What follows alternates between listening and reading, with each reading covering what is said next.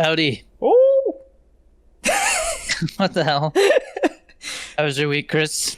it was all right. You know, it was kind of a roller coaster, but I'm all right. How was yours? It also a roller coaster. I've got some stuff we could talk about, but you said you want to open the package I sent? Yeah, so this came a couple of weeks ago, I think, but now it's probably a good time to open this. So I'll go ahead and This is for Christmas / your birthday, but it showed it up got super there early. super early. Oh, there's freaking tape over here, man. Oh. You could talk about what's going on with you while I go get some Okay, scissors. yeah. While he starts to open that, I am working on the final rewrite of my script before I send it off to producers and cinematographer and stuff. It is a typo pass, so like the main goal of it is to catch all the typos, but I'm also like polishing things as I go. It is more work than the last pass in a certain way because I like printed out the whole script because I actually read and saw that they recommend looking for typos on paper because they're easier to spot than when you're looking at a screen, which I did not know. And sure enough, I found a bunch of typos that I didn't see before, like weird stuff, like there'll be like 2 words accidentally repeated, but for some reason when you're reading it on a screen you can miss those easier. But like I said, it's been about the same amount of work as the last pass, but I've done it in like a third of the time. I'm like halfway through. Yeah, it should be getting sent out to people the same day Pollo Loco drops on YouTube. So kind of a fitting thing, but looks like he got it open. Ooh, god dang. Yeah, buddy. So is this all one piece? Yep. Looks like it. Is it gonna be backwards when you guys see it? So it's It's forwards for me. it's a Cool Ranch corner sign. It's gonna be backwards on YouTube, but yeah, there it Can I is. flip it? Wait, can I flip it? No, I mean like on YouTube. There's no way to fix that. I mean, I guess what I could do is I could edit it and make it like just like an image where you can see it. But yeah, I promise it's not backwards in real life. Okay. Well, yeah, hopefully it's backwards when it's actually like up on the wall or like. So you can kind of see it that way. So this isn't with the side with the lights, but that should show up the right way on YouTube. I guess Are you able to plug it in real quick? Yeah, I I'm can plug curious it what in. it looks like. Yeah. So while he works on that, besides the last pass on the script, which is 84 pages right now, it might be 85, but I think it's at a good spot. I actually, speaking of the number 80s, or not, god damn it, what is this? Speaking of the number 85, because, 80s, today's the 80s vampire film, so we're actually filming this earlier than usual, because I have to go to that, or I want to go to that. Also, it's sold out, so that's cool. Dang. Going to see what that film is like, and then I'll have a download link after that, so maybe I'll be able to share a clip or something. But really excited but nervous at the same time because it was a challenging role, being that it's a 17-year-old. So I had to like really get in that mindset again of what was it like to be in high school and like find out that my friend's a vampire. So that's gonna be fun. All right, it's plugged in. Oh dang, man. Hell yeah, man. Oh, That is sick, man. What do you think? that's Happy a lot. birthday, Merry Christmas. It's a lot brighter than I thought. That looks sick, dude. Yeah, Like you can see it like dang, man, that's awesome. We were really picky about the font, so I'm glad it looks good. Yeah, I like it a lot. Thanks. I don't know. Happy birthday. Merry Christmas. Oh! Oh! All right, I'm gonna unplug this. But yeah, no, that's cool though, man. Like, so you said it was sold out. How many tickets did they sell then? I think they have like 200 seats or something like that. God dang. Oh, good crowd. Yeah, for sure. If my acting is good, that's gonna gonna help with like local stuff. So So what's your reviews? I'm nervous. Yeah, I like everybody. This guy sucks. He's better at doing crumble cookie reviews. Get him out of here.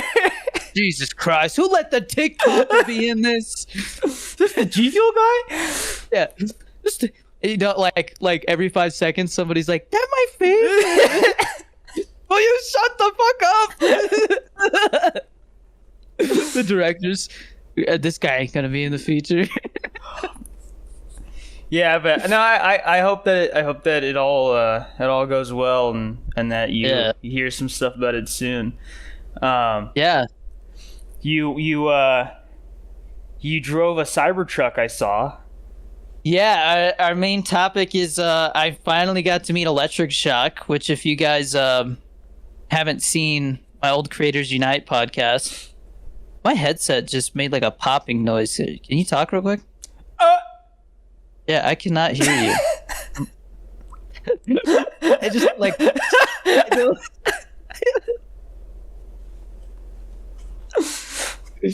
Uh-oh. Oh no! My headset just shut off. What the hell? Can you hear me now? Yeah, I don't know what happened. On a full battery. I just went like, and then like went silent. But yeah, Electric Shock wrapped his car in this like really cool bluish greenish color that's like a mirror, like totally reflective. Yeah. And then he put GFUEL stickers all over it with like a QR code that goes to the website. And I guess he drove it all the way from the East Coast to the West Coast. Was at TwitchCon for a couple days, and then on the way back, a couple weeks before, he was like, "Yo, I could stop in Albuquerque on the way back if you want, because it lines up with I met the guy who runs like the GFuEL subreddit, so that was really cool. He was with him, and he's in like Tennessee, so he's like, yeah, it like works out perfectly. I can go through there and then drop him off in Tennessee and then keep going. And so I was like, yeah, hell yeah, dude, let's go. And so he came through. He brought these GFuEL hydration packets, which are new, that have this like cognizant stuff in it. It's supposed to be like good for your brain. No way to really know unless you do like a study. So I'll take their word for it. But it tastes great. The lemon lime one was great. I have 3 other ones to try. So, but anyways, the Cybertruck, I drove that, and dude, I gotta say, like, if I was gonna get a truck and I didn't really care about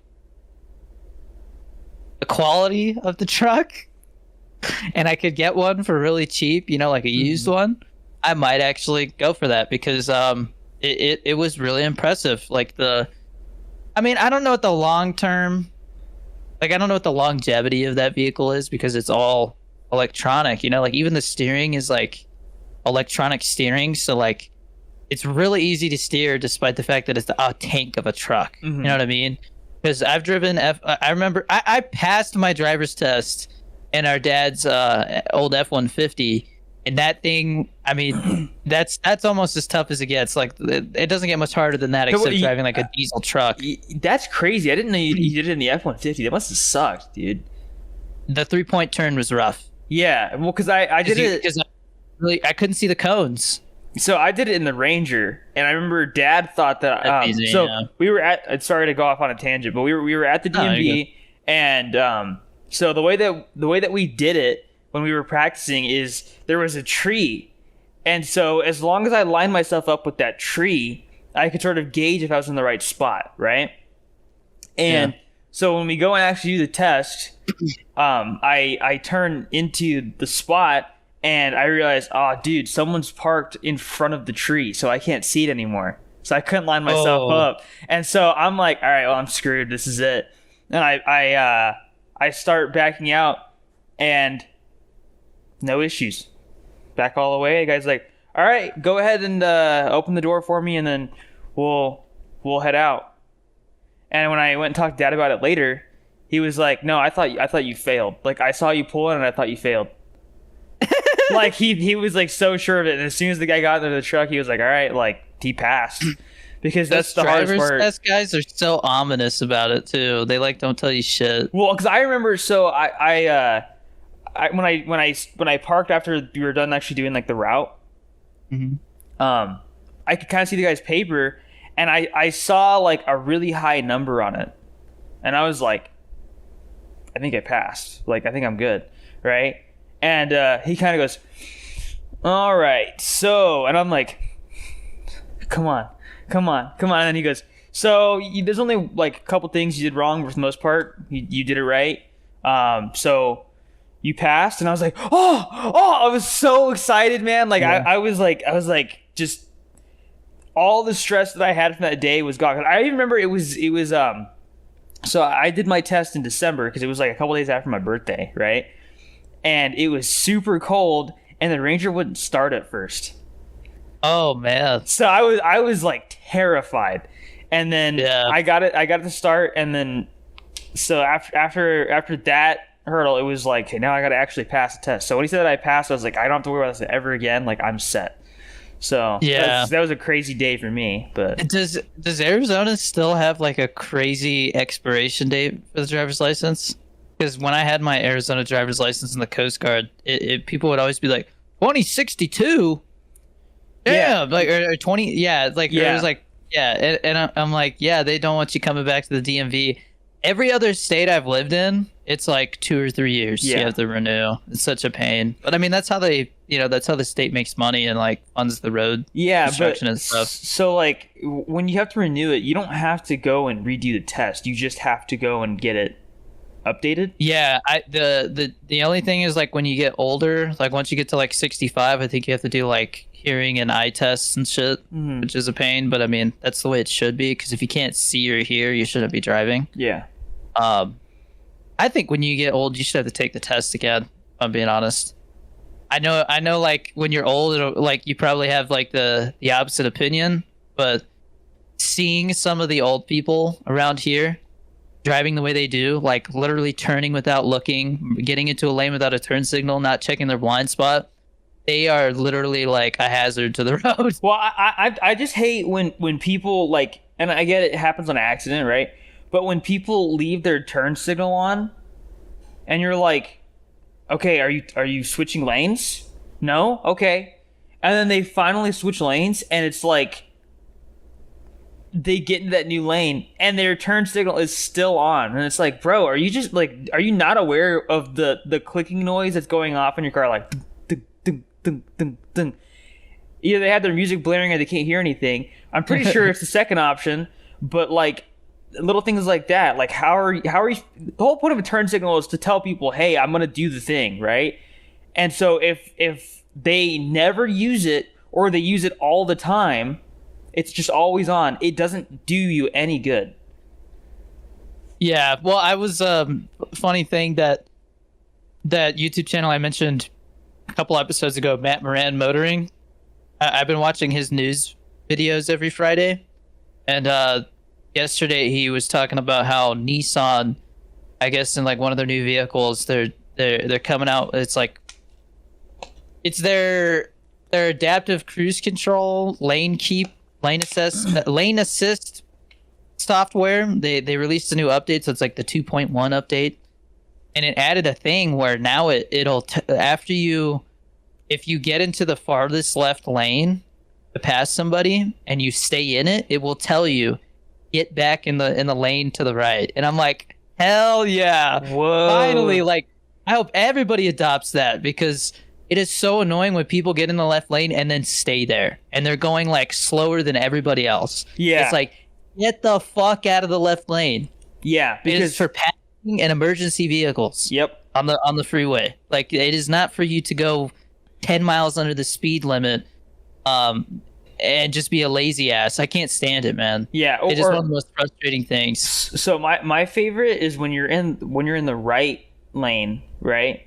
And you have some dude in like, you know, a Ram or something like that going like as fast as he possibly can without hitting you, and he won't switch lanes to pass you. He just stays behind you the entire time. And it's like, dude, get off my butt, man. Like I'm trying not to go to jail right now, you know? It's like you're already going above the speed limit and they're still on your butt and they won't pass. They just sit there the entire time and it's like just go around. Just do it. Go around me. It's like, have you seen Jeepers Creepers? Not in a long time, but I do remember it. And when the creeper is like up on their ass, he's like, go around me. Just go. What is this guy's problem? But yeah, I don't know, man. Like I have like actual like dream, like almost not really nightmares, but it's more of like, you ever get like an anxiety dream where it's just like something very minor, but it like bothers the crap out of you? I mean, like when I was in school, I would have dreams that like I showed up to school late and the test was already happening, like a final exam or something, and like I didn't study. Like it would be like stupid shit like that. Yeah, so I have the occasional dream where like my turn signal stays on. Like it won't turn off. Yeah, like it's just stupid things like that. I'm like, I'm like, oh man, I must look so stupid right now. And then I wake up and I'm like, you aren't even driving right now. You're in your bed. Like it's just, but it's like, I think about that stuff a lot because I care about driving correctly. And then you have people who go to a 4-way stop and they don't know how to use it. Like that's the other thing. I almost got hit the other day because I'm at this 4-way stop and it's like, if you don't know how to drive, I want you to remember this. Whoever gets there first is who goes. So if you have one guy here and one guy here, this guy gets here first, he goes. If you get here first, even if you're like turning or whatever, like you still go. But the best thing is if somebody's like, you know, going straight and you're going to make a left turn, they're going to be faster to go straight, and then you can make a left turn. Like, that's kind of like the logistics of it. But you always have somebody who's like, oh, honestly, okay, I'm going to go next. Now that I have my Mustang, what I do, like, whenever I roll up to a 4-way stop and, like, everybody gets there at the same time, I just fucking go. Because they will literally sit there and, like, act like they don't know what to do. Like, I remember when I took my driver's test, it was like, you know, who goes first? Mm-hmm. Right? If all four show up at the same time. And so but nobody like knows anymore. So I just go. Yeah, like, but that's the thing. Because I'm quick too. Like, because I can get out of the way right away. You know what I mean? Instead of sitting there. Because I've seen so many videos where people hesitate and then people hit each other. Yeah. Yeah. So I just fucking go because I got my turbo. Whenever I come to visit, whatever I got to do, I definitely like I got to let you drive the Mustang. I can see what that's like. I wouldn't do it here though. I hate the traffic here, man. Like it's I don't know. Like people you always have people jaywalking and stuff like that. Care. Well, okay. Here's the thing though. Okay, like I have resorted to just driving like in the morning if I can because there's nobody out. It's just I'm tired of dealing with people who don't know how to drive. But the other thing I've noticed is that since I got the Mustang, people like purposely cut me off and stuff. It's like got a Mustang, fuck them. Yeah, like burn oil. Like a lot of guys in trucks do it. No offense to people with trucks, but I remember when I was in the Coast Guard, and I got and I had my GT. People would be like, "Man, I wish I got one of those instead of this big ass truck." Terrible gas mileage, cost me $100 every time I fill up. None of the spots here in San Francisco are big enough for it. I'm like, I mean, if you're gonna have a freaking V8, you know, like might as well like have something that's like fun to drive and not a nuisance. So I don't know. I love my Mustang, but it's definitely like it comes with its pros and cons. Every time another sports car pulls up that's like relatively fast, they always literally. Last time I went on a date with Bobby, we pulled up to like a light, right? And it's like, it's late at night. It's like 10 o'clock. So there's not a lot of traffic. And this like Dodge Charger pulls up next to us. It was either a Charger or a Challenger. And like, I'm just talking to Bobby casually. And when the light turns green, they put the fucking pedal to the floor, bro. And just like burned rubber, like, and I'm like, I'm like, just normal. Like, I'm not gonna like race you, bro. Like, it's it's funny, these car guys. But I will say, so like when I get on a straightaway, I like just shift it into sport mode really quick, and like I'll like get up to speed really fast, and then I'll go into drive again, because I haven't really used sport mode on my car till recently, and I'm like, dude, it's kind of nice. Like, it doesn't really do like a whole lot, but like it feels a lot easier to get up to the right speed. So I get the whole point of like accelerating fast. Is it does feel really nice when you're just like, but right? that guy was just like, I got a big dick. Yeah.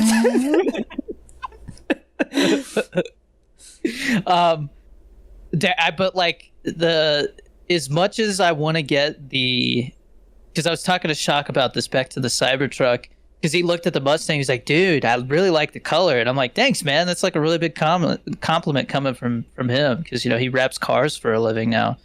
Well, kinda for a living. I know he does well doing it. He's always posting videos about it. And it's a really cool thing. Like, honestly, like something I couldn't do. It just takes so much like precision and patience.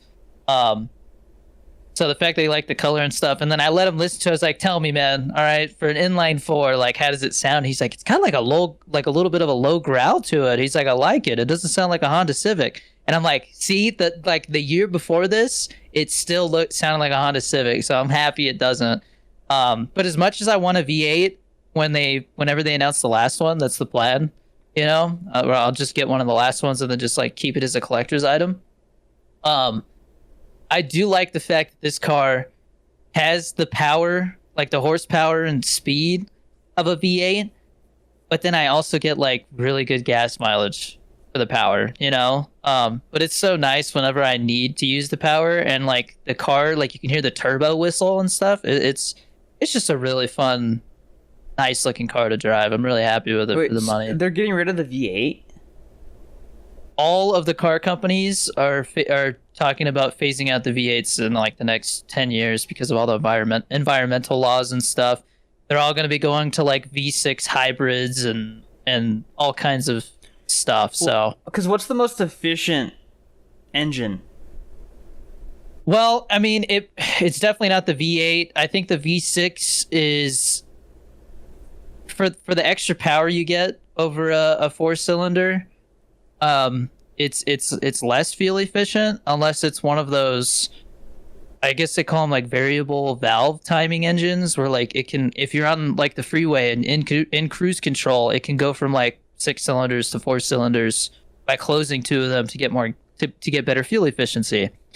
My car, being an inline 4, already doesn't use a lot of gas, but obviously when the turbo kicks in, like it dumps more fuel too. It's direct and port injection, which the engine before this was just direct injection. But the problem with direct injection engines is without having the port injection, the valves can get carbon built up, and so the port injectors will actually like every once in a while spray fuel as well to keep the valves clean. So theoretically, my car should last more than 200,000 miles. So, because before that, the engines were starting to like go bad at 200,000 because of the carbon buildup and stuff. So, I'm like, theoretically, the car that I got's like pretty future proof, like with all the technology that's in it and stuff. The only problem I have is the adaptive cruise control. Instead of like, my Corolla has a pressure sensor in the steering wheel, so like it knows when your hand's on it. Whoever designed this steering wheel was an idiot, because they put basically one of the sensors in it that detects when you turn the wheel. So if you're going in a straight line for like more than like 30 seconds, the car starts telling you like, hey, like keep your hands on the wheel. And it's like, my hands are on the wheel. I'm just going straight. So that's frustrating. That's the one thing that makes me think that like if they fix that in the next year or two, I might swap, because I there's a lot of freeways around here, so it is annoying, but it's not a necessity, you know what I mean? But yeah, no, I as far as fuel efficiency goes, the V8 is, I mean, that's like the worst gas mileage you can get, but it's just instantaneous horsepower, you know what I mean? Like, it's just, it's like the power that my turbo has without having to force air into the engine, and it's just it throws you back into your seat, whereas this throws you back into your seat but with like a little bit of a lag to it, because the engine, like forcing air into the engine isn't an instantaneous effect. There's like, a couple milliseconds where the engine actually has to take that air and then cause more combustion. So it's interesting how it works. The helicopter engines do a similar thing where they like force air into them. So like I know a little bit about how the turbo works. It's interesting, but there's something about the V8 and how it sounds and stuff that's just, American. And it's like I definitely want to own one of the last American V8s if I can do it. So we'll see. But just to harp on the Cybertruck one last time, the interior was really impressive. Shock was like, yeah, no, the seats in your Mustang are like similar. He's like he was really jealous about the fact that I had air conditioned seats though. Those things, I mean, I like, think about like, when your back gets all sweaty on a hot day, that's what I think about, man. Like that would be so nice to have, is just to avoid that. I have remote start, so literally if I start my car, it takes like 30 seconds for the car to get to like a temperature where it's like you're getting in and it's nice and cool already. It's so nice, man. If I had the quad exhaust, because I have dual exhaust, so it's like the GT that I had. But they have this thing called active exhaust, and it lets you make the exhaust quieter or louder, which is really cool. I think it adds like 3 horsepower, because like if you have it in the loud mode, it's like letting air out faster, exhaust out faster, so it's even more like efficient at moving power and stuff. I'm not that much of a car guy, so that might have sounded really dumb the way I explained it. But the thing that's also cool about it is that if you have that, you can rev it with the key fob. And so I'm like, damn, that would be nice. But it's like, with the EcoBoost, I mean, is revving it that cool? It just sounds like a 4-banger, But it doesn't sound that bad. But it's definitely like Jorge's always like, dude, every time I hear it, I'm like, that almost sounds like a V6. And I'm like, yeah, the only thing is that every V6 I've heard, the freaking radiators and stuff are super loud, because I think it just takes more like air to keep it cool. So they always sound really like the front of the car is always like. Well, and my car doesn't do that. I learned random thing, but I learned that some sports modes on cars just like open the exhaust valve, and so it just sounds louder. Like that's all it does, and I'm like, that's lame. Could you imagine? My sport mode makes it raises the RPM that the transmission sits at, and makes the transmission shift faster.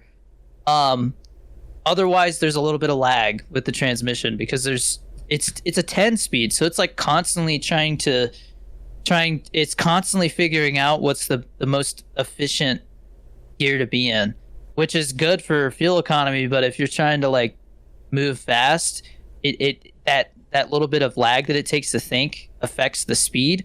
So when you're in sport mode, it just does not care about fuel efficiency anymore, which is cool. And you can hear it. It's like rumbling a little louder. The Fiesta, one of the only things that I remember hearing about was, as far as like people's complaints with the car, was that like the transmission was kind of crappy on it. And I was like, what do they mean by that? When I looked into it, I was like, oh, whenever I get these little hitches when I'm like accelerating, that's what that is.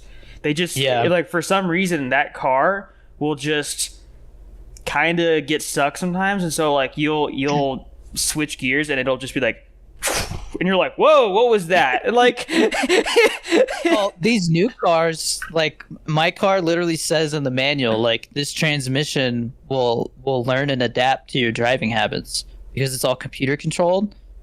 So which is crazy. That's so cool. It is. Well, because Matt Moran Motoring was driving one, and he was like, this is like 10 different drivers have driven it, so this car just does not know when to shift anymore.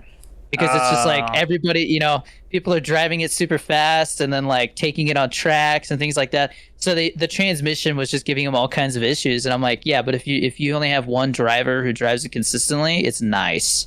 Because the car is just like, Daddy? So it's like, oh, I know this. Yeah, But yeah. what they should do. Who's in my driver's seat? Well, Somebody else. I think what they should Get do out. to fix that is have like a fingerprint reader or something like that, or like a set of buttons that you can press to say like, oh, I want it in this mode. Like this is the person that's driving. You know? So they have a button.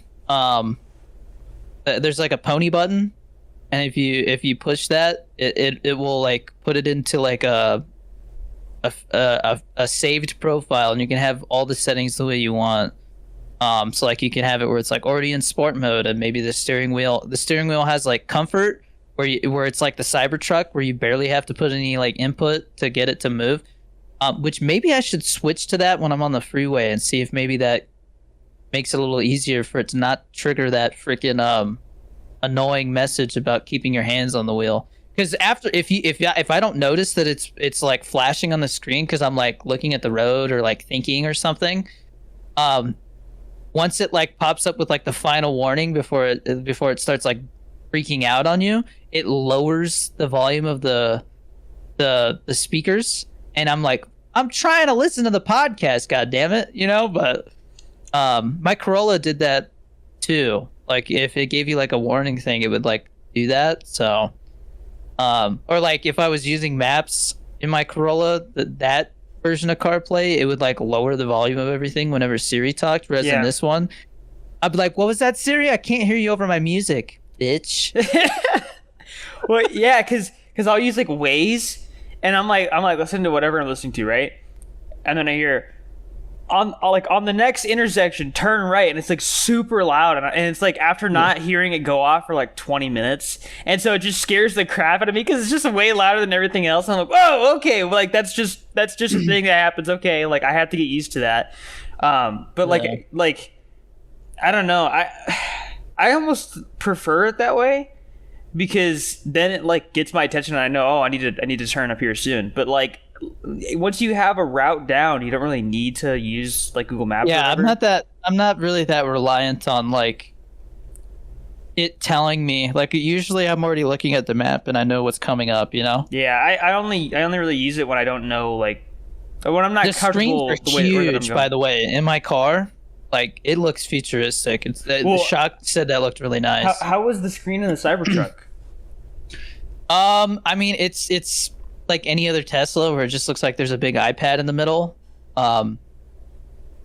It's nice. The cameras on it are nice. They definitely seem like nicer cameras than like the other Teslas that I've been in. Like I said, it was really easy to steer, really comfortable to be in. I would not spend the money on it, knowing like the quality of it, because I mean, it like the frame snapped in that one guy's video. The Whistling Diesel. Dude, that video is insane. He's been trying to get a hold of Tesla and they won't talk to him. I have to see if he has any updates on it, because he did a second video on it, and he was like, they still haven't responded. Yeah, but he's like, hey, I'm trying to help you. Well, he also has a video where he like, I don't know if it was a Ferrari or a Lamborghini or what, but he bought a car, like a really nice car. And they were just like messing with it, and they go into a cornfield that's like all dried out, and I guess there was so much friction that it like caught on fire. Like it literally caught on fire and just exploded. And dude, you got to watch this Mustang video. He tried to kill the Mustang and they couldn't. They like flipped it, rolled it, did all kinds of shit to it, and it still drove. Is that an older video or what?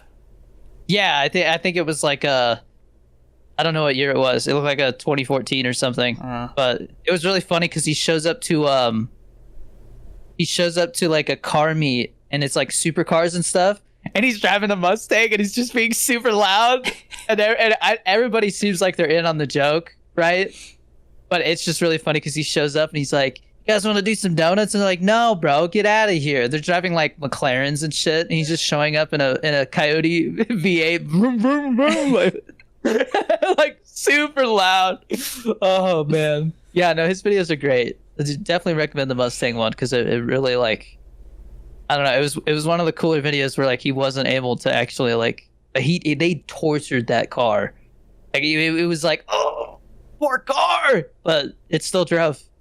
Well, he has like probably like 8 videos on the Hilux that like little old Toyota truck, and God, man, he abuses those cars. Like, I swear, man. Yeah. But must be fun. Yeah.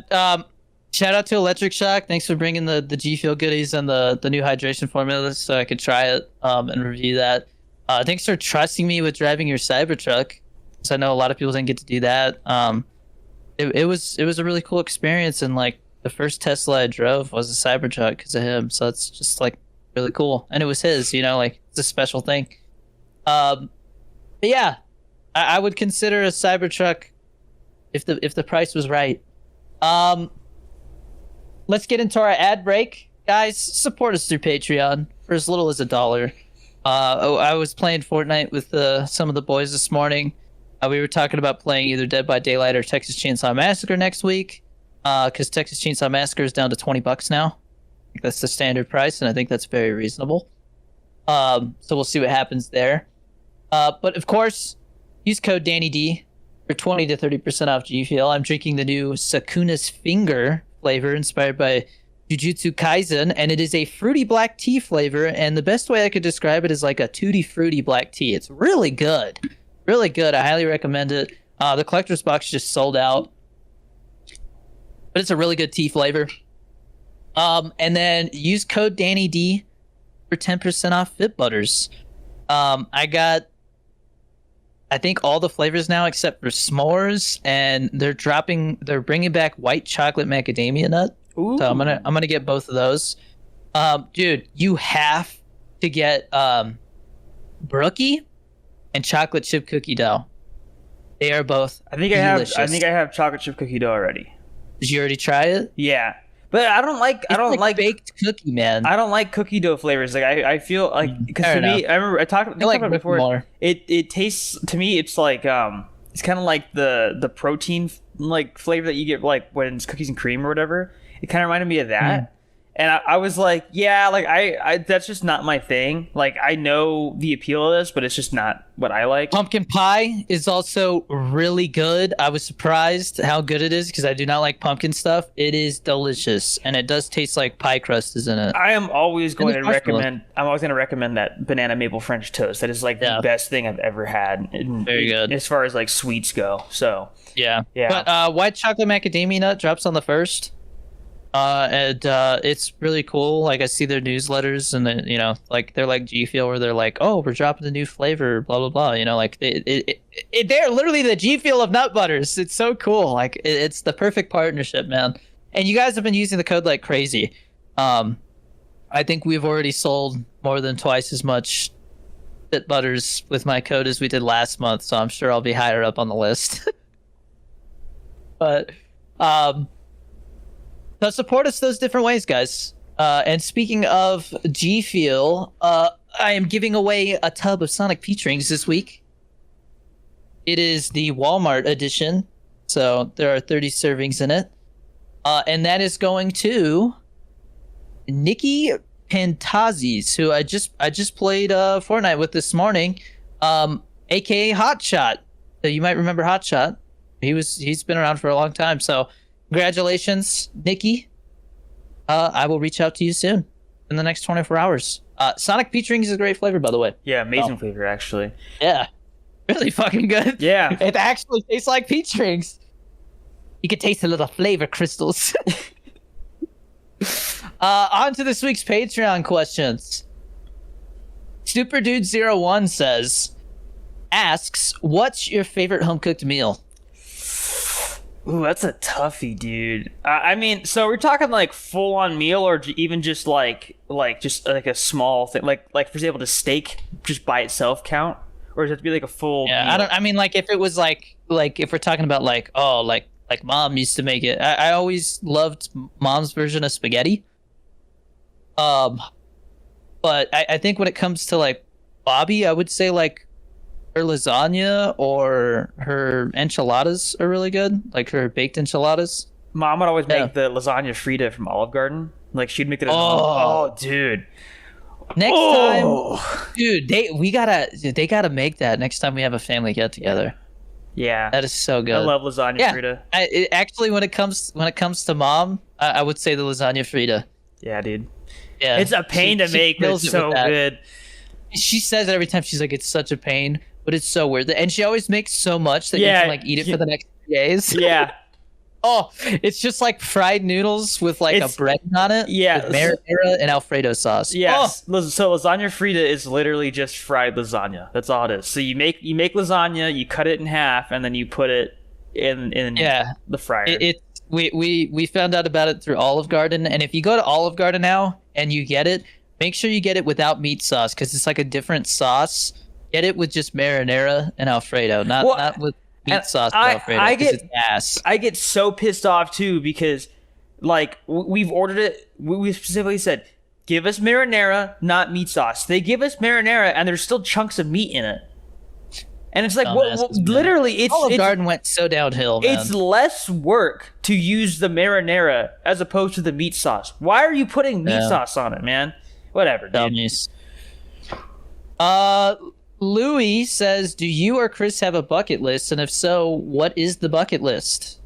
I don't. Yeah, I don't. I mean, like, as far as if I had to choose one thing to do before I die, I don't know. I mean, it'd be kind of cool to, like...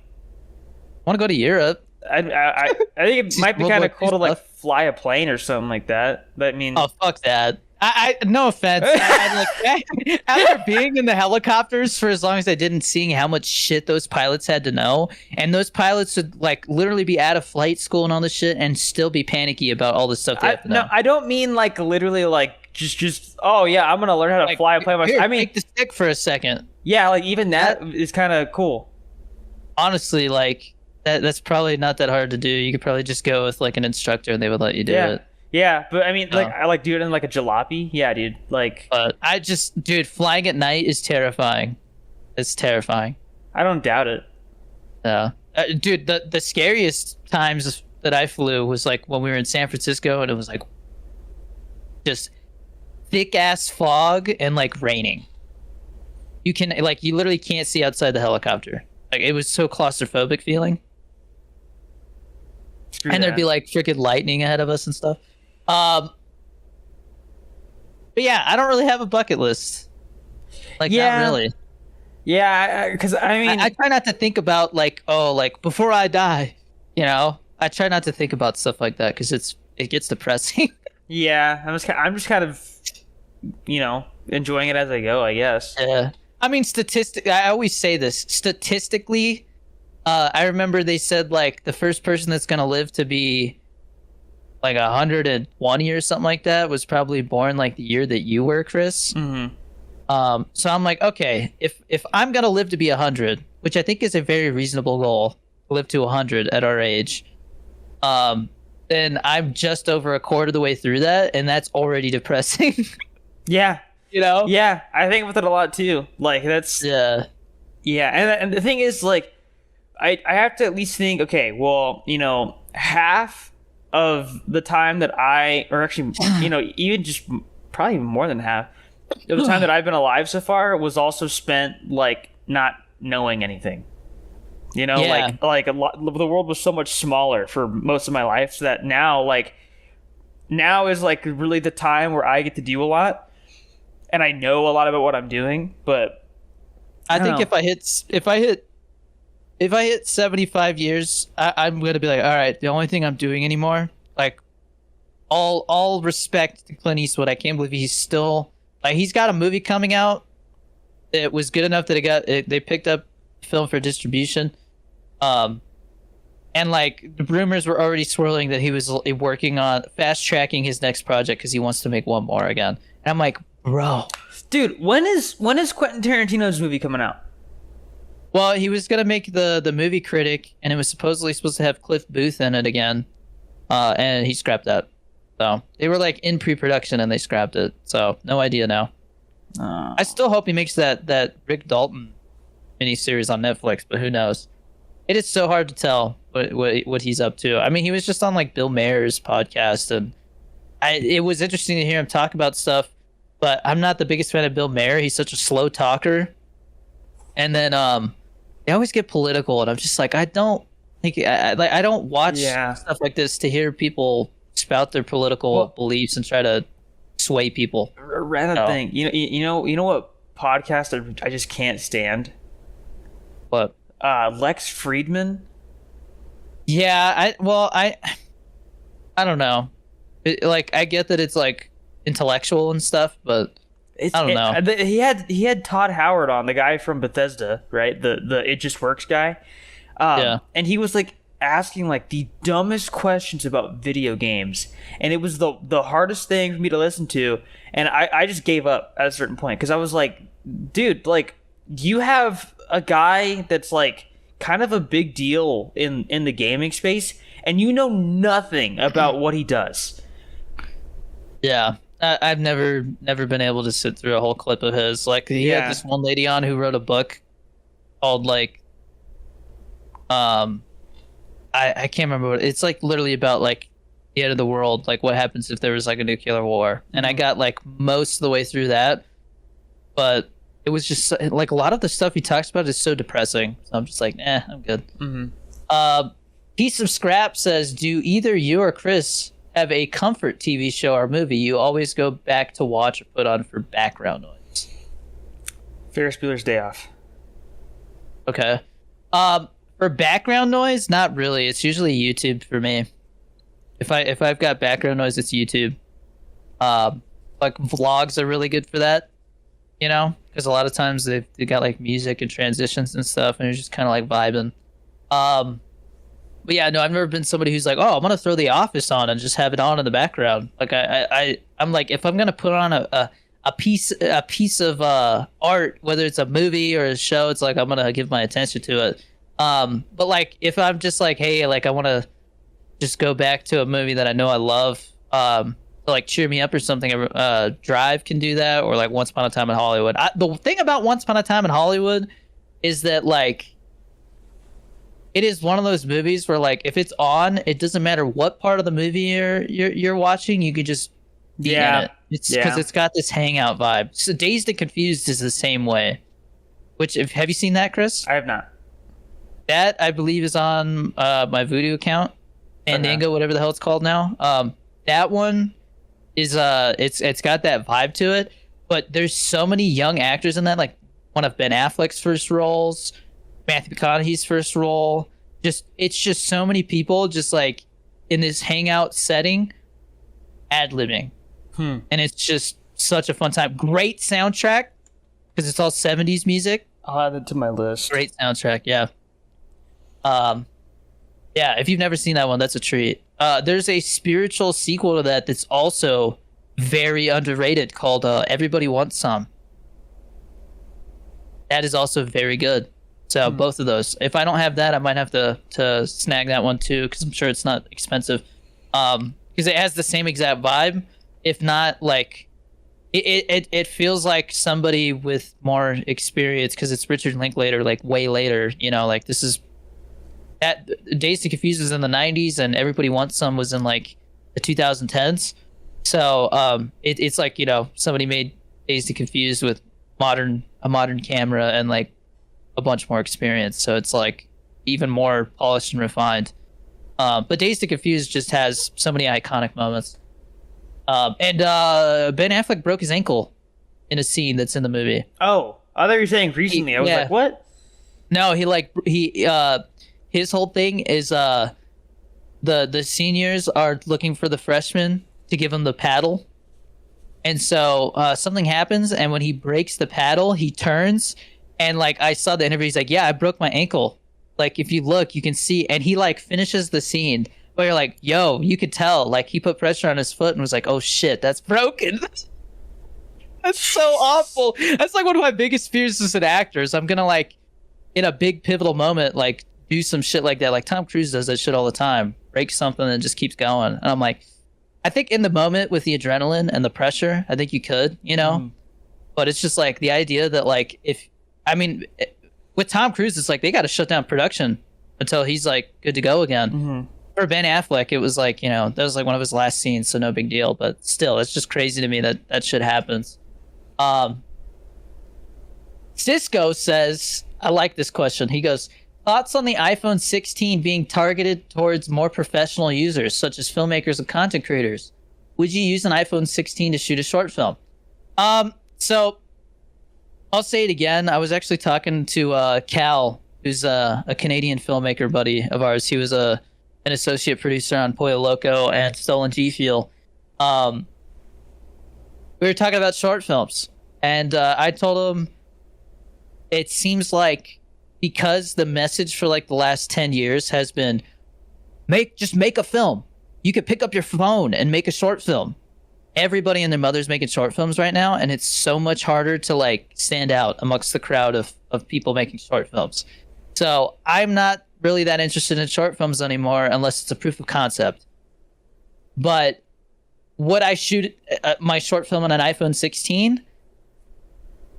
I'm like 99% sure no, because I think with everything they're doing, it is getting easier to just pull it out of the box and shoot a short film.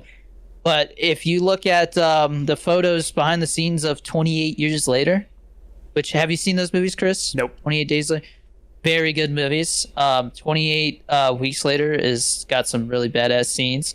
But 28 Days Later, they were like, it was like one of the first films they shot it on like a really cheap digital camera, and this is like I think early 2000s. I think I might be off there. But again, this director was like, I'm gonna try and challenge myself again, and so they shot it on an iPhone 15 Pro Max, which is like the phone after the one that I have. And I know that my phone specifically, and Bobby said that it's better with her phone, but she still notices it. If you get really close to something, it can't decide which lens to use, and it'll literally switch lenses while you're recording, and it causes this little glitch. It's really annoying. And so I if that is still a noticeable problem, I can't imagine shooting a feature film on that. That would be so annoying. But if you look at the behind the scenes photos of the camera setup that they're using with that iPhone, it is not they pulled it out of the box. They've got like 10 lenses and filters on that bitch. They've got all kinds of modifications. So like it's an iPhone 15 Pro Max, but they spent tens of thousands of dollars on the equipment that's surrounding it to make it look and work like a feature, like a cinema camera. So I don't know, because I haven't used the iPhone 16 Pro Max yet, but I know it's got way better microphones in it, and it's got 4 studio microphones in it now, which that's the thing I'm most looking forward to. If I do decide to get one, and if I do decide to get one, I'm gonna wait a little bit longer. I might get it for my birthday in like March or something. But I think for content creation, it is an absolute game changer. The cameras are getting better. The way that you can edit in the Photos app is even better. I do like the action button that they have that lets you like zoom and stuff on the fly. That's really nice. But I think the mics are what I'm most excited to see the difference of. I need to watch some videos now that people are getting their hands on them to see the mic quality change. But no matter how many mics they put on that freaking phone, every time you do a phone call, the sound quality is still going to be poo-poo because they can't seem to figure out how to make that work, even though it's 2024. I think that has something to do it's not the phone itself, it's the actual it's like network. Cell service. Yeah. Because if you use FaceTime audio, it sounds like we're talking right now. Yep. So it's weird, man. But I think it's really cool that they're like, hey, like content, TikTokers and all these people, they're using these phones all the time to get their footage and stuff. Let's target them, and that makes me want to get one. But would I shoot a short film on it? I tested. Jorge and I were talking about making a horror short film, and we were like, let's just shoot it on my phone. And so I did some test stuff. The footage looked great and everything, but the sound quality, even with some different microphone setups and stuff, was still ass. So I'm really curious what the difference is with these microphones. But like, I mean, if you want to see what a short film shot on an iPhone looks like, the last can of Blue Bomber Slushy was shot on my iPhone straight out of the box, no modifications. I have another one coming out that I have a rough cut of, where Giancarlo joins a dating app. I'm waiting to release that towards the end of October, though, because right now Pollo Loco is the main focus. I didn't know you already filmed that. Yeah, we filmed that. We filmed a bunch of stuff, and like half of it I couldn't use because it was just like not good enough quality. But this one, it's about the same length as last can of Blue Bomber Slushy, but it's really funny because it's like Giancarlo building a profile for Tinder. It's gonna be called like Giancarlo joins Tinder. It's so funny though. He's like Jorge is like it's like the different questions, you know, like what are you looking for in a relationship, and Jorge's like short term, man, short term, and Giancarlo's like I'm trying to marry someone, and I'm like you ain't gonna find him on Tinder, and then Jorge's like hey man, brother. It'll be short good. term. Yeah, short term. He's like, what do I put for my education? I'm like, tell him you got a PhD. They ain't gonna know. Yeah, that's It's good. It's good. I don't want to spoil anything else, but yeah. Do you have any thoughts about that? I mean, I pretty much agree. Like I heard the same thing about 28 years later, where it's they were like, yeah, we shot it on an iPhone, but they have like every single like possible accessory you could buy, like. Well, I think they waited until it was all filmed to announce that, just in case they had too many issues with it and had to use a real camera. Yeah. You know? Because they were like, it was entirely shot. And I'm like, oh, okay. They waited to make sure they could say entirely. But I'm like, huh. You know what? The other thing is like, I wonder if like Apple talked to filmmakers and was like, yo, what is holding you back from shooting a movie all on an iPhone? Because we'll put it on our streaming platform, like Apple TV, like an Apple original film, and we'll be like shot entirely on an iPhone because that's such a flex.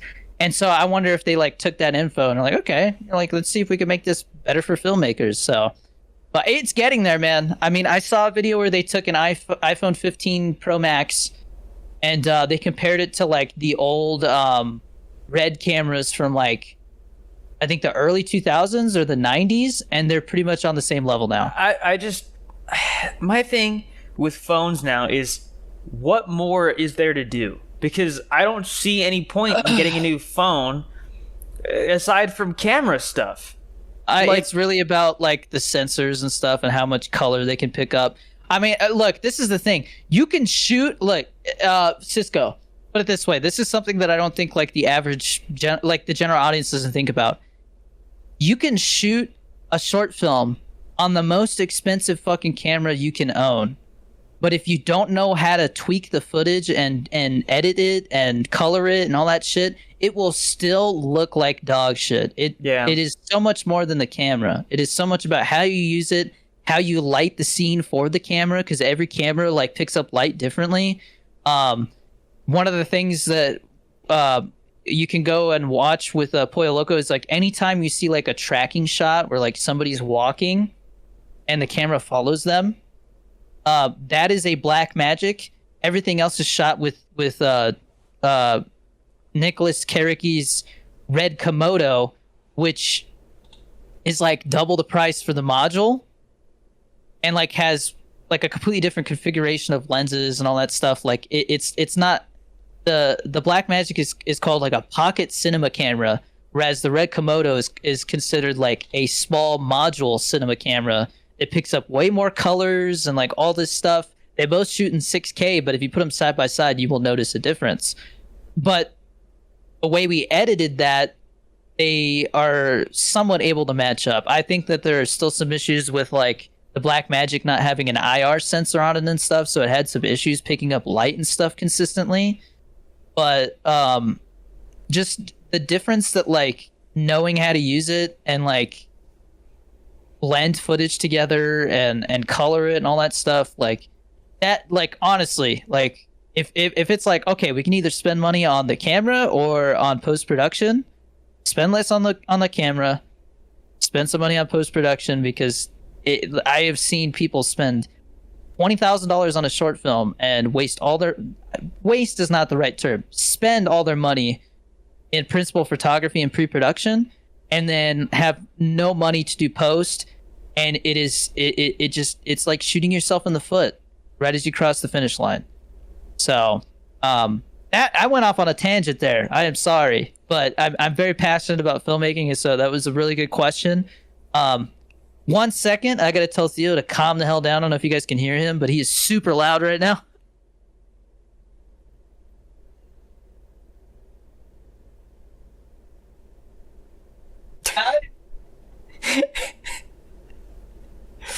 Am I cutting that out or?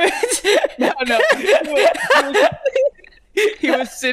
He's sitting next to Casey's like little play thing, and she's just pulling his hair.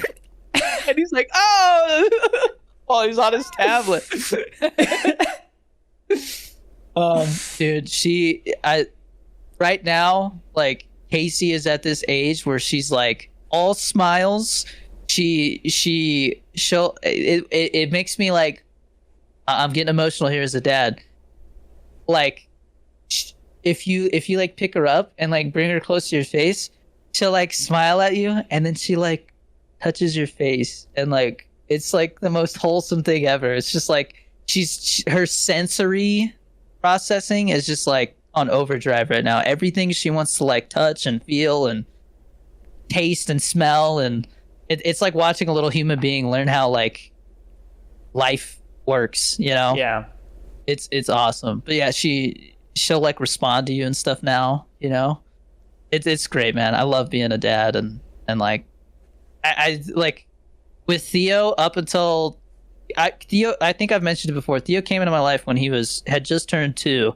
So right now I'm in like uncharted territory. I have no idea what to expect, and like seeing her go from like a newborn to where she is now has just been so mind blowing, man. Human beings grow so fast, like it is crazy, man.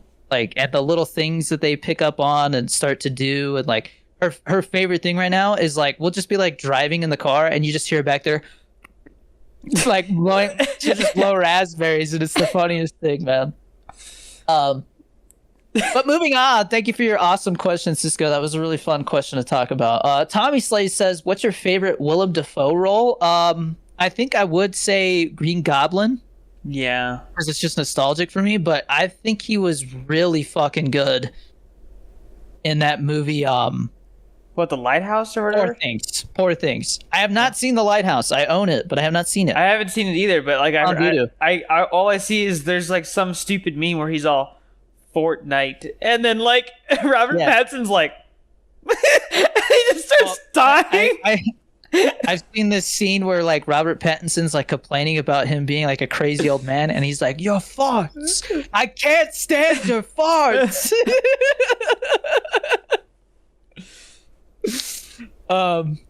Yeah. What's yours? Did you see Spider-Man? I would say like I haven't seen him in very many roles, so like Green Goblin's probably my favorite. Yeah. Although, no, I would say I would just myself. Yeah, I would say like out of the movies that he's been in for Spider-Man, I would say like probably the original like Spider-Man trilogy, because in No Way Home he was good. But it's not. He's being used as more of a plot element, as a character, but still killed it. Yeah, like just seamlessly back in that role, like no time had passed. Yeah, he is amazing in Poor Things, which is one of the weirdest fucking movies I've ever seen, but also one of the most beautiful movies I've ever seen. Tyler Moen asks, Derek, what is your biggest fear? Snakes. I fucking hate snakes. I could be the happiest man on the planet, and if a snake lands on me, I will probably die of fear. My heart will just explode because I can't, dude. It is my biggest nightmare. Snakes. I hate snakes. Well, I'm not afraid of heights. Snakes, fuck them. There's a video where it was it's a super common like trend now to like have somebody go out in public and then they have like a microphone. They're like, What's your biggest fear or whatever, right? And there was one where someone was like, is there anything scarier than being alone with your thoughts? This guy's like rapists and like dudes with machine guns. That is pretty scary. For Chris, he asks, what is something you have accomplished in life that you are most proud of? The laser guns that I made. Those things are sick, man. That and the stun glove that I made, where it's so for anyone who has played Black Ops 2, if you remember like the stun knuckles, and I think it's zombies are called the Galva knuckles. It's literally like a stun gun on your hand, right? So I made something like that during the pandemic, and that was like so freaking cool, man. But like the process of making that was scary because I remember I had put it was like I made the knuckle part out of plastic, like it was 3D printed, and I didn't make the thickness of it like I didn't make it thick enough, basically, right?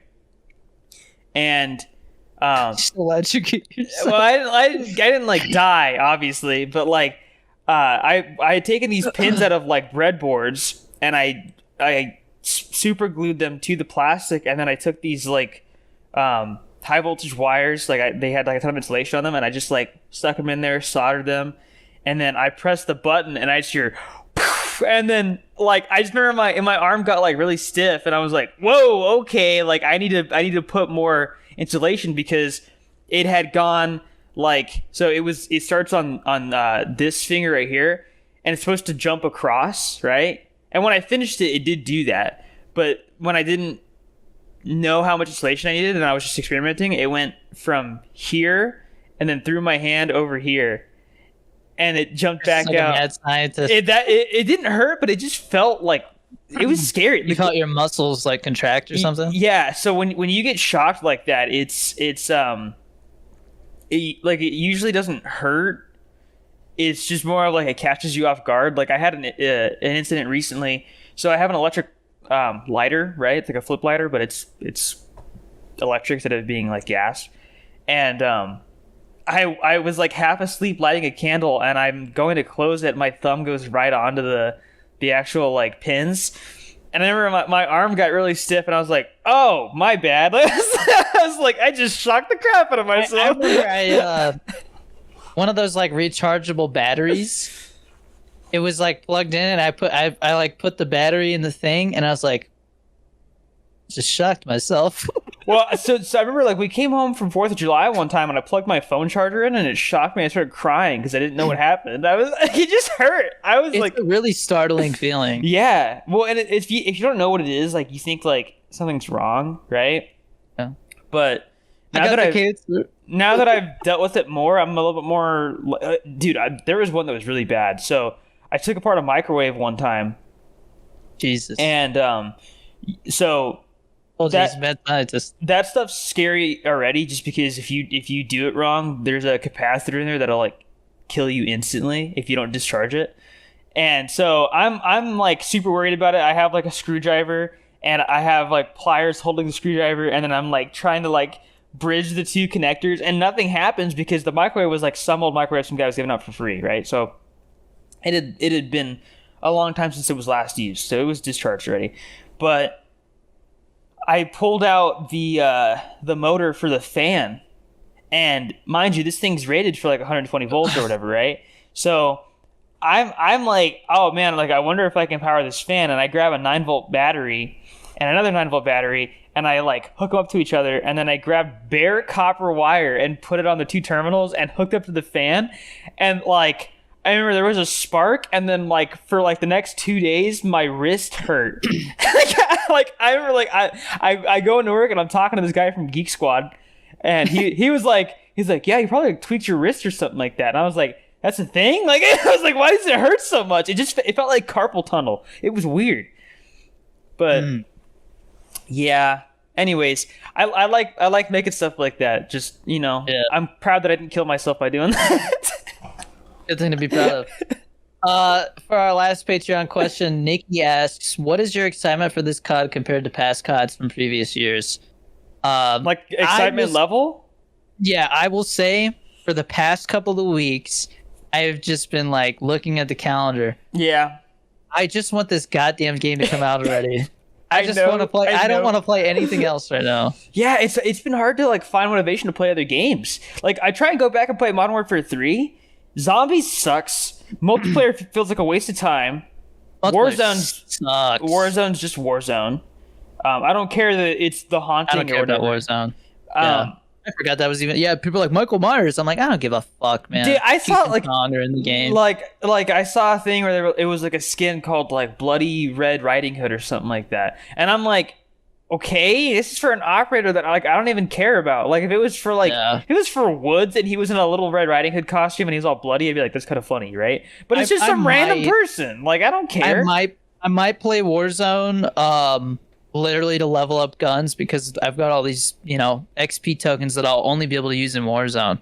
So that is the only reason why I might I play don't think Warzone. that's true.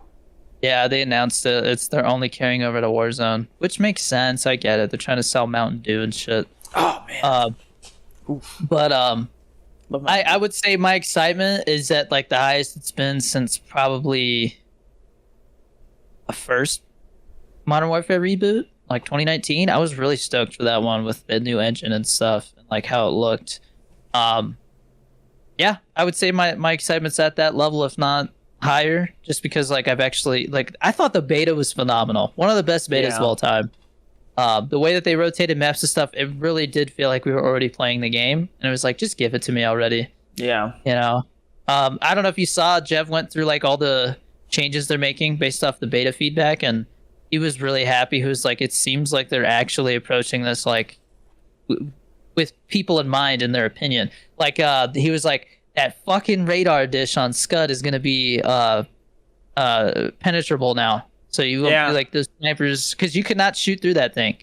There was a lot of head glitches and stuff right there. So I'm glad we'll be able to shoot those people now without having a giant radar dish protecting them. So yeah, no, can't wait. We're less than a month out now, and like I'm excited to play every aspect of the game. Every aspect. I'm actually like super excited for the campaign, dude. Me too. Because I'm interested to see where that story goes, especially because it's like, I mean, it's a direct sequel to Cold War, and Cold War was like, it was almost there. Like it was like they got really close, and I think that they will take the feedback from that game and apply it to this for the campaign. Yeah, Cold War was better than Black Ops 3 in my opinion when it came to the campaign. So well, that's like saying, oh yeah, this pizza's better than a turd. Yeah, like of course it was better. Black Ops 3's campaign was like it was better than Vanguard's campaign. Vanguard's campaign was half cutscenes. Okay, once again, you're comparing. Vanguard, I don't even care about that game. That game does not exist as far as I'm concerned. Multiplayer. You played the Vanguard multiplayer. Yeah, but I will say this multiplayer, like I played Vanguard multiplayer more than I played Modern Warfare 3's multiplayer. And I think more than Modern Warfare 2's. I did not know you got Vanguard, dude. I streamed the shit out of that, yeah. Wow. I played Shipmiss on there like more than anybody ever should. Did you ever play Zombies on there? Yeah. What did you think of that? I didn't mind it. You actually I thought it was an interesting take on it. Like it felt different. I put more hours into it than most people probably did. But the multiplayer excites me. I can't wait to play Zombies again because I know Chris is excited, and like we have the Patreon to play Zombies with. The campaign looks great. The Warzone map they have coming out for it looks like a really fun concept. So I'm gonna go use those tokens, but I'm just excited to have Old Prestige back. I like the old perk system from like Black Ops 2 is back, Black Ops 3, whatever it is, with like perk greed and all that stuff. It feels like a classic COD with like a modern game mechanic. I just overhaul. Can't wait to see like people diving around in corners with a shotgun, because those clips are so funny, man. You can't spam emotes anymore, though. I did hear about that, and I think people making comments about like, hey, like we actually like that. Maybe they'll revert that. We'll see. But well, they did. I think it's because they also made like the winners circle like half the time now. Yeah, it's shorter. Which I'm glad about. Yeah, it doesn't need to be that long, man. It's so, like just get me into another game. Yeah, but I think people still want to be able to spam. Like it can be shorter, but I still want to spam emotes because it's funny. I'm also glad we can vote for maps again. I can't believe that wasn't like a thing again. Like what the fuck? Truth be told, I'm kind of mixed on that because people will vote for the same map every single time. My experience has been different. Like literally, if like I've been like during the beta, there was a couple matches where somebody would chime in and be like, yo, everybody vote for this one, and everybody would. Like if you say something, unless it's a bad group of people. But like you can always just back out, man. You got to back out and then wait like 20, 30 seconds, to make sure that the match that you were just in fills up, so that you don't get thrown back into it. The matchmaking time's a lot shorter in this game as well, and that was for the beta. Like, that's crazy, dude. I thought the second weekend was going to be messier, and it wasn't. It was sweatier. That's it.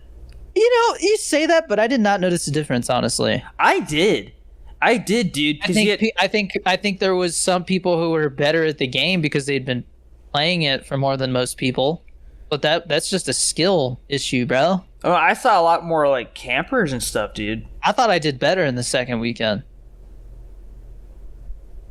I mean, yeah, it's especially fair. with Gunfighter, like decking out my gun with 7 attachments. Oh, I was always using 2 primaries. I'm using my first unlock token to permanently unlock Gunfighter.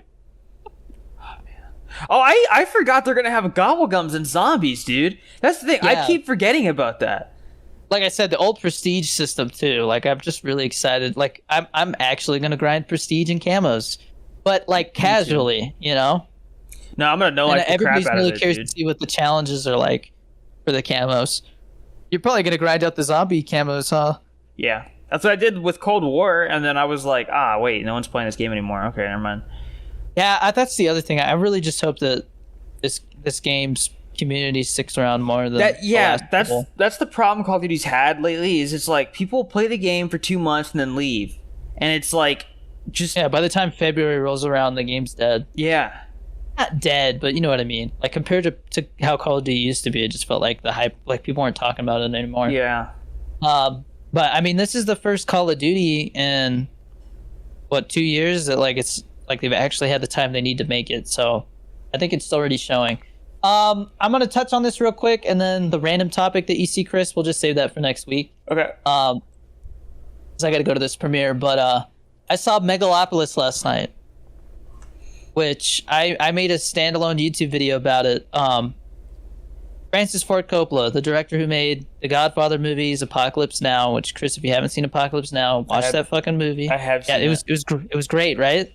Dude, that movie made me sad. It's so well made though, right? Yeah, it's really good at like getting that emotion out of you. But I was just like, oh man, this is depressing, bro. It's like a descent into madness. Yeah. Literally. Like, as they get closer to their objective, things get crazier and more depressing. Yeah. But there's so many things like when they show up to that one base camp, and then that helicopter comes in with like the hot chicks, and then everybody goes crazy and they have to leave, and like I'm just like, bro, this is like real. Like, that's how the military is. When I went to that bike riders showing, they were catcalling the fuck out of what's her face from the movie. Her name's escaping me. But I was like, like that made me feel gross. Like, all the guys in there, like, just like, yeah, baby, ride my bike, you know, like shit like that. I'm just like, Jesus Christ. Ride my bike. Yeah, dude. I was like, God damn, man. These guys are fucking animals. To be fair, they were in a base in the middle of the desert. It's like hours away from anything, so they feel very isolated. But still, like, Jesus Christ. Cheers, I'm dude in the crowd. I love you. I love you. Welcome to Costco. I love you. I love you. But Megalopolis. So, Francis Ford Coppola has been trying to make this movie for like 30 years. Okay? And he finally, like, he started filming for it, and then 9/11 happened as they were filming in New York. And they filmed, like, 9/11 stuff with the idea that they might use the footage, but not sure how to feel about it. Then they stopped production, and it stalls again. Like, so many different actors were supposed to be in it. Like, Leonardo DiCaprio and Robert De Niro at one point were supposed to be in it. Anyways, Francis Ford Coppola has been trying to get the movie made. Nobody would fund it, so he says fuck it, and he sells one of his wineries for like $500 million. Takes $100 million of that money, makes this film without any studio interference or help from a studio whatsoever, and then releases it, and it's considered like a 3-hour like passion project that just turns into a mess halfway through. And so because so many people are like, it's Francis Ford Coppola, he's a film god, I will see this movie even if it's, you know, a mess. So then IMAX was like, all right, we'll put this movie in IMAX then. And then sure enough, like it got distribution, like a small distribution deal or something, but nobody would pay for marketing. And he was like expecting them to put up like 100 million for marketing. So he ended up putting another 20 million up for marketing himself, which is not a lot to market a $100 million film. And I went and saw it in IMAX, the only IMAX screening the other night. And the first half of the film is genuinely entertaining. And then it just goes like batshit crazy and doesn't know how to put things together. And then it ends with a message that's like really important. And I'm like, okay, I see why he made this film, but why you had 30 years and you couldn't like figure out how to like piece things together in the second half? It was just really weird. Very beautiful when it comes to how it's shot and like the visuals. When it comes to movies Francis Ford Coppola's made, it definitely has the most like the effects and stuff in it. Like there were shots where I was like, that is a big ass blue screen. Like holy shit. You know what I mean? Like you could tell that is huge. Like that's impressive. There's some visuals where like the whole it's supposed to be New Rome. So it's like, what if Rome continued? Oh. And so they talk almost Shakespearean, but it's New York. Like you could tell they're shooting in New York. It's all New York. There's footage that they got back in the early 2000s of like traffic, and I'm like, that's from the 2000s because all those cars are old. Like it was just like little things like that. That was like, that was cool. But like they're like following Adam Driver, who's like this genius who can control time, but it's not really like important to the story for some reason. And like he pulls up, like they're following him, like where the fuck is he going? And it's like really dark and doom and gloom, right? Like the whole city, it's like Gotham almost. But then he pulls up to this flower shop, and the flower shop's like glowing gold. And if you go to my Letterboxd account and tap on my review for it, that's the picture. That's the still that I chose for my backdrop. It is so pretty, man. It's like this dark, gloomy green, and then there's like this flower shop that's just like glowing gold. And there's so many shots like that through the movie where you're like, man, that is just some beautiful imagery. But there are a lot of actors where it's like, you could tell they don't understand the material. And it just feels like they don't know what movie they're in. Like the main actress, she's just all over the place with her performance. Adam Driver is phenomenal, as always. Like, he's on the level that he is in that movie Ferrari, which you still need to watch, Chris. Because that's amazing. And then Aubrey Plaza, I think, you know, from like Parks and Rec. Mm-hmm. I think she gives one of the best performances I've seen from her. And then Shia LaBeouf is phenomenal as well. Shia LaBeouf's in the movie? He seems to be, he's like full on crazy in it. He seems to be the only one who's like consistent throughout the whole film, like understands the material, besides Adam Driver, like understands the material to a T. Like he gets what it is and what the purpose of his character is, and he absolutely fucking kills it, man. I just wish he wasn't so crazy in real life. Yeah, that's the thing. That's a good actor. I really, man, Shia LaBeouf, bro. I just saw a video from like a week ago where he was in like Italy or something like that, and like was literally like, "Come on, man, let's fight. I'll fucking fight you right now." God damn it, Shia. Yeah, put the fries in the bag. Fries in the bag, Josh. By the way, he had another fucking episode. Oh God, I won't get into it. It was funny because he was like flirting with this chick. He's like, "Fuck you, you're fine. Fuck you, I'm from the Bronx." Dude, he's literally gonna get his ass beat at some point soon. He is just asking for a fight, and it's funny because he's just like, "I'm from the Bronx. I'll fuck you up," and it's like, Josh, I don't know if you know what you're doing right now. I have to figure out. I have to ask Jeannie about the Matan thing because I didn't see anything from. I didn't see anything there. It might have not happened. But back to Megalopolis. I would say if you're curious, watch it. But just know the second half is such a mess, and there's so many scenes where you're just like, what the fuck is happening right now? But it was never not entertaining. I'll say that. It's gonna stick with me probably more than most people, just because like I respect it so much, and like I put it this way: I prefer films, and tell me if you agree with this, Chris.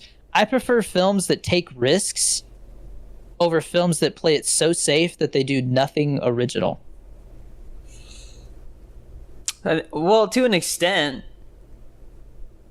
Like the Super Mario Bros. Movie. Oh, I didn't see it. It just plays it exactly. It just, like, if you don't care, there's no reason to see it because it's Super Mario. It doesn't do anything, but it's Super Mario. And this like does so much that it's like if you're curious about seeing it, go see it on a screen right now, because I don't know if we'll see a movie with this budget that's that all over the place. Like, just, I'm gonna make the movie I want and I don't care what anybody says. Nobody's gonna tell me to change it. Like, I don't know if we'll see a movie like that on the big screen ever again. It feels like something that like otherwise would just go straight to streaming because it's so messy. Like, he made it.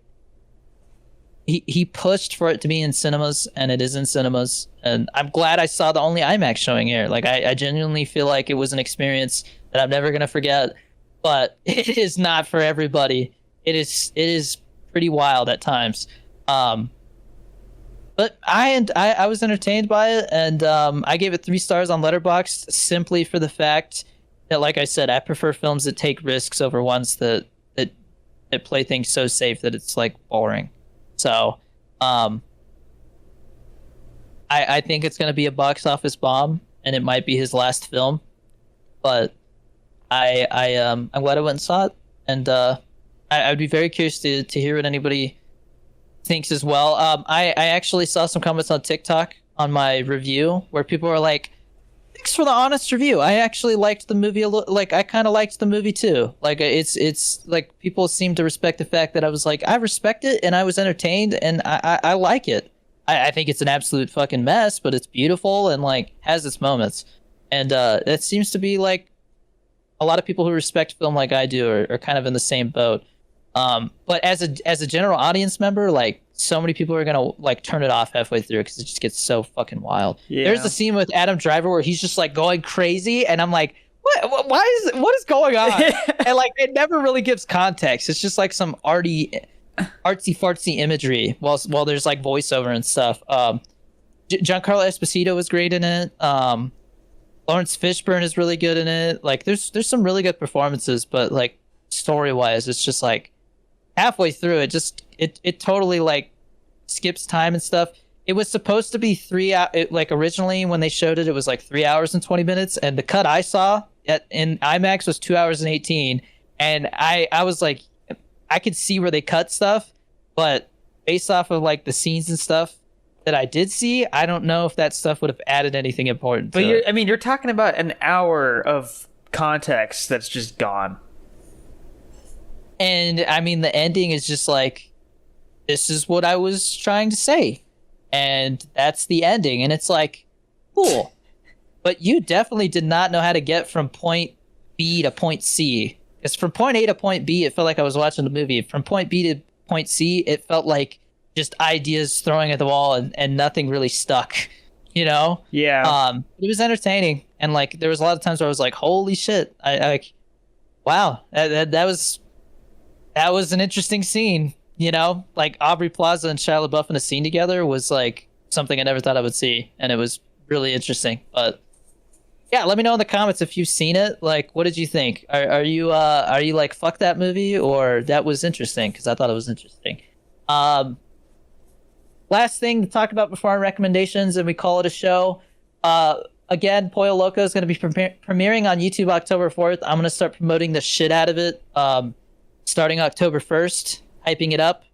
I'm dropping a hype trailer on all platforms. I'm dropping that on YouTube on the 1st, and I think TikTok as well. And it'll be a YouTube short and an Instagram reel on the 2nd. The 3rd, I will be like, last call. Like, if you want to see it with everybody else and be a part of the chat, like, you know, it's going to be interesting to see how I word that on TikTok, because TikTok doesn't like certain things. I might have to make separate videos. But yeah, we're going to have the premiere on October 4th. Please rate it on Letterboxd and IMDb. When we hit 500 ratings on IMDb, and I think 250 on Letterboxd, I'm giving away different things. I got some Pollo Loco posters. For 500 on IMDb, I think I'm giving away a big one. For Letterboxd, I'm giving away a small one. And then after that, the goals that we start hitting, I'm giving away like signed ones.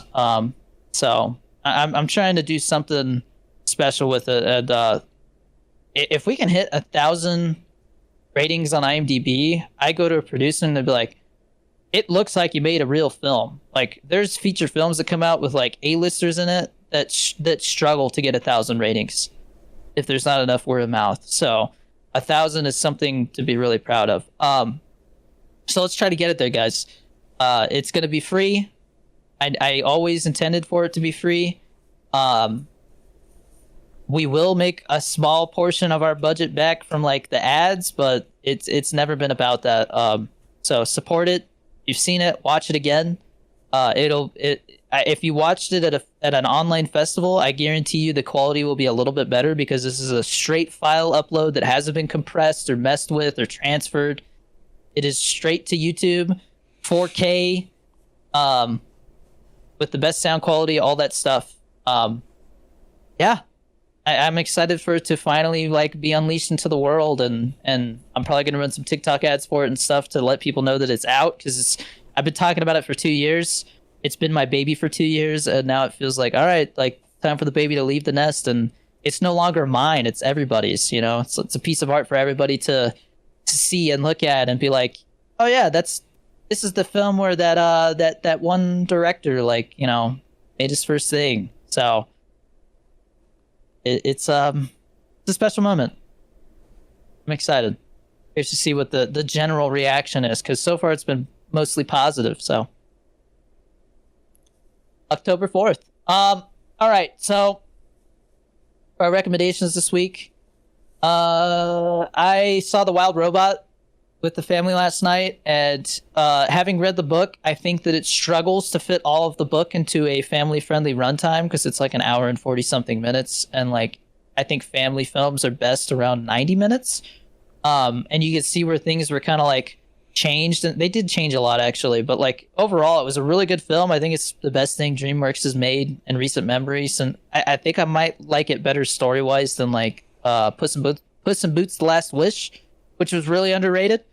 But it's probably the best thing out right now that the whole family can see besides Transformers, which apparently bombed, unfortunately. Whoa, really?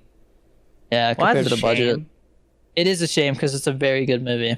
But yeah, The Wild Robot, definitely worth seeing with the family. I think you should bring some tissues because it just, without trying too hard, it manages to conjure up feelings. Like there's these little moments where you're just like, that was a good change in order to like satisfy the audience and stuff like that. Like it has a really good final moment that I was just like, oh damn, like felt like old Pixar days almost. And Pedro Pascal, I did not know he was a voice in it. He plays the fox who probably has the most lines in the film. Fucking killed it. I didn't even know it was him until I like saw the credits. I was like, that was Pedro Pascal? Let's go, dude. Good shit. He's a hell of a voice actor. And then I am on the last episode of Chimp Crazy. So if you guys liked Tiger King, this is the same guys who made Tiger King. It's their next documentary, but it's shorter. And honestly, like way more sad because it like tackles like a topic that like I think most people don't know about, and like it's something that like you got to go into it knowing that like these people who own chimpanzees, like it almost always ends in tragedy. So it's kind of a downer, but it's really fascinating because it made me look at chimps different, and I'm like, yeah, no, like fuck zoos, man. I think as I've gotten older, like the way I look at zoos is like it's kind of a messed up industry. Like I know like sometimes they're like, oh, preservation and all that stuff, but it's like, but I mean, do we really want the last fucking whatever lemur to be in a cage? You know, like come on, because that's really what it is. You know, like they're not really like living; they're just like something to look at, and it touches on that, but it also was really eye-opening when it comes to like how chimpanzees have been used in entertainment, and the fact that the reason you don't see monkeys in movies a lot anymore is because they found out like once they hit a certain age, they're wild animals that can't be controlled, and they're super dangerous. Yep. But yeah, Bobby and I have been watching that. 4 episodes. It's on Max. Really, really quick watch. I'm surprised Yeah. it's on Max and not Netflix.